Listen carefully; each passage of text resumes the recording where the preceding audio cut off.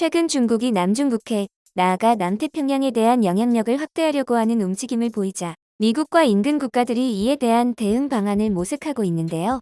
동남아 국가들과 인접한 호주도 예외는 아니라 유사시 중국에 대응하기 위한 전력을 강화하느라 분주합니다. 최근 우리 레드백 장갑차 도입을 고려하고 있는 것이 대표적인 예라 할 수 있는데요. 장갑차만 아니라 잠수함도 우리 것을 선택할 가능성이 높아 큰 주목을 받고 있습니다. 그것도 미국의 핵잠수함을 제치고 말이지요. 어떻게 된 일인지 한번 알아보겠습니다.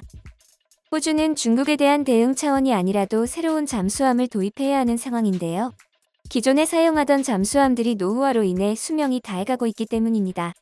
현재 호주 해군은 스웨덴의 코쿰스사에서 만든 콜린스급 잠수함 6척을 보유하고 있는데요. 이 잠수함들이 2026년부터 순차적으로 퇴역할 예정이라 호주 정부는 이미 몇 년 전부터 이들을 대체할 잠수함을 구하기 위해 안간힘을 쓰고 있습니다. 더욱이 기존에 사용하던 콜린스함이 물이 새거나 소음이 너무 심해 취역을 연기하고 개수해야 했을 정도로 성능에 문제가 많았기에 차기 잠수함 선정에 신중을 기하고 있는데요. 2016년 프랑스 나발그룹의 바라쿠다급 잠수함을 차세대 잠수함으로 선정해 어택이라는 이름까지 붙였지만 척당 한화로 6조 원에 달하는 비싼 값에 호주 정부는 망설이게 되었습니다. 가격 외에도 일본함이 기존 콜린스급이 모두 퇴역하고 난 뒤인 2034년에야 나온다는 것도 호주 정부의 고민을 깊게 했는데요. 이런 지나치게 늦는 건조 일정은 2025년부터 차세대 잠수함으로 중국의 태평양 진출에 대응하려고 했던 당초 호주 정부의 계획과도 상충됩니다. 결국 호주는 작년 9월 미국, 영국과 함께 오커스라는 안보 동맹을 결성하는 것에 맞춰 바라쿠다를 차기 잠수함으로 도입하려던 계획을 폐기했는데요. 그 대신 미국과 영국의 도움을 받아 핵추진 잠수함을 최대한 빨리 도입하기로 했습니다. 이런 호주 정부의 뒤통수에 장이브 르드리앙 당시 프랑스 외교부 장관은 자국 방송을 통해 잔인하고 일방적이며 예측할 수 없었던 결정이라고 분노를 쏟아냈지만 호주로서는 어쩔 수 없었는데요. 앞서 말한 것처럼 바라쿠다만 오매불망 기다리기에는 시간이 없기 때문입니다. 더욱이 호주가 핵잠수함을 도입하는 데 있어 장애가 될 요소가 적은 나라라는 것도 결정에 영향을 미쳤는데요. 호주는 원자력 발전소가 없는 나라라 유사시 핵무기로 전용될 수 있는 우라늄이나 플루토늄이 없어 무장만 핵무기가 아닌 재래식으로 한다면 핵잠수함 도입에 큰 문제가 없습니다. 따라서 기왕이면 다 훔치마라고 호주 입장에서는 빨리만 만들 수 있다면 핵잠수함을 선택하는 게 당연하겠지요. 여기서 의문을 나타낼 분들도 계실 건데요. 미국과 영국이 일반 재래식 잠수함도 아니고 핵잠수함을 준다는데 왜 갑자기 한국 잠수함을 택하는가? 이거 역시 지금 호주가 잠수함과 관련해 직면한 가장 큰 문제인 시간이 없다는 점에서 접근하면 납득할 수 있습니다. 핵잠수함도 아니고 재래식인 프랑스의 바라쿠다도 건조에 시간이 걸리는 마당에 핵잠수함을 하루아침에 만들 수 없는 건 당연하지요. 미국과 영국이 준다고 했던 핵잠수함은 진작에 폐기된 바라쿠다보다 오히려 더 늦는 2040년에야 초도함이 완성될 거라는 전망이 나와 호주 정부를 당혹해 했습니다. 이 때문에 오커스 3국은 어떻게든 핵잠수함 초도함의 완성을 앞당길 방법이 있는지 머리를 맞대고 논의해봤는데요. 하지만 그 결과 2040년을 넘어 무려 2048년에야 초도함이 나올지도 모른다는 호주 입장에서는 너무나 절망적인 전망이 나왔습니다. 이는 마지막 콜린스가 퇴역하고도 10년도 훨씬 더 지나서야 잠수함을 받을 수 있을지도 모른다는 이야기인데요.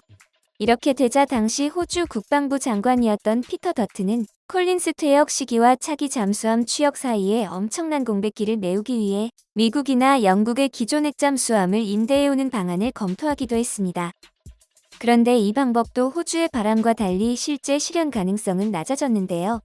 러시아의 우크라이나 침공으로 인해 주변 지역 정세가 급변한 건 물론 이에 발맞춰 중국도 대만에 대한 위협을 강화했기 때문입니다. 이로 인해 미국과 영국 모두 새로 전력을 증강하고 가능한 빨리 실전 배치할 수 있도록 해도 모자랄 판에 기존 전력을 다른 곳에 떼줄 여력이 없어졌지요. 따라서 결국 기존 핵잠수함을 임대해오는 방안도 사실상 백지화되었습니다. 그렇다고 중국의 위협이 더 거세지고 있는 상황에서 직접 당사자인 호주의 전력 공백을 그냥 놔둘 수도 없는 법.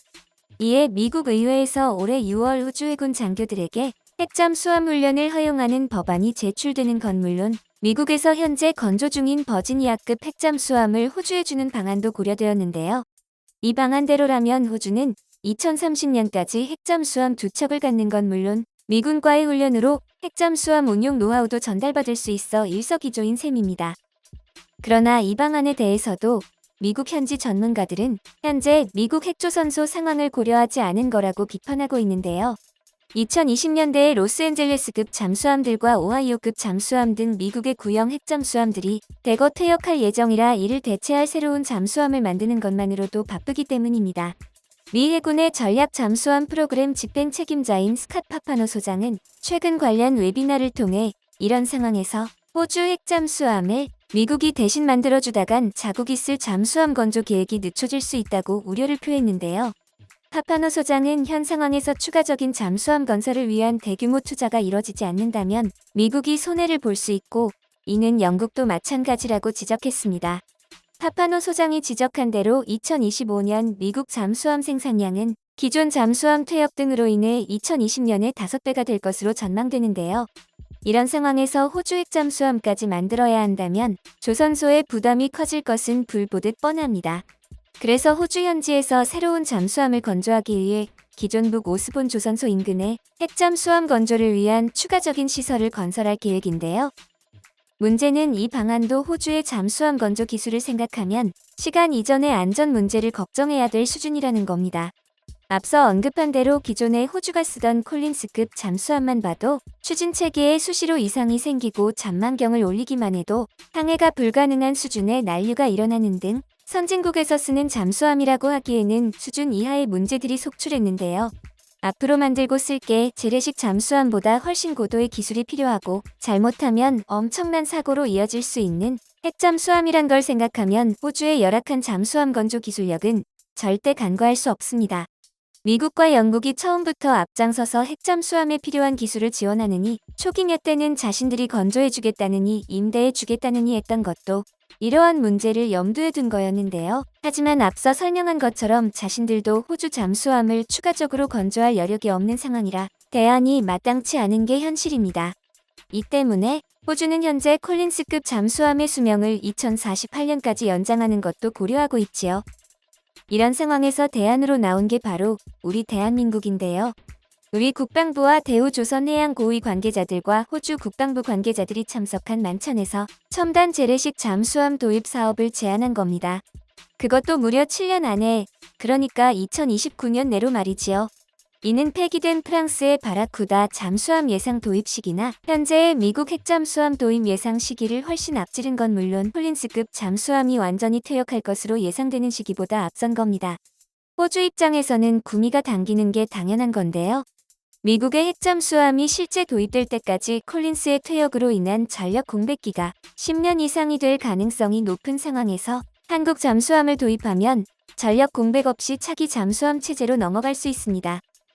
호주가 우리 잠수함을 도입할 경우 최근 국내에서 실전 배치된 최신 잠수함인 3,000톤 규모의 도산 안창호급이나 그 후속 기종인 3,700톤 규모의 KSS-3 배치2를 구매하게 되는데요.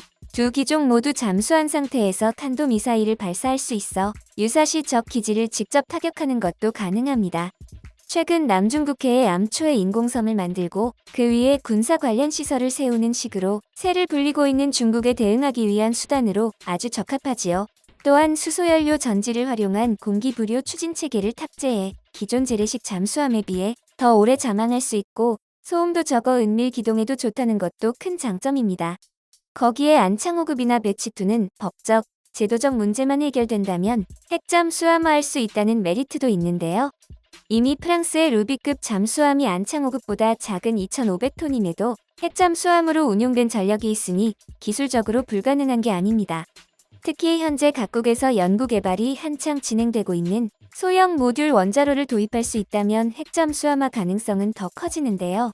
이름 그대로 기존 원자로보다 소형인 것은 물론 대표적인 SMR 중 하나인 660 원자로의 경우 이론상 핵연료가 누출되더라도 금방 굳어서 안전사고 위험성이 적습니다. 이러한 장점 때문에 삼성중공업이 MSR을 동력으로 하는 컨테이너선을 만든다고 발표하기도 했는데요. 이 기술을 잠수함에도 적용할 수 있다면 차후에 나올 배치2는 물론 그보다 작은 안창호급도 핵잠수함화가 가능해질 것으로 전망됩니다. 따라서 현재 호주 측은 이러한 우리 측 잠수함들을 도입하는 방안을 긍정적으로 고려하고 있는데요. 호주 정부가 차기 잠수함으로 미국의 핵잠수함을 도입하는 방안을 최종적으로 결정할 것으로 예상되는 시기가 내년 3월이라 우리 잠수함 구입 여부도 이때 결정될 것으로 보입니다. 호주로서는 미국 핵잠수함과 별개로 우리 잠수함도 함께 구매하는 방안도 있고, 호주의 전력 증강은 미국으로서도 대중 전략에 도움이 되기에 우리 잠수함 구입 가능성은 클 걸로 보이는데요. 또 다른 방산 잭팟이 호주에서 터질 수 있기를 기원합니다.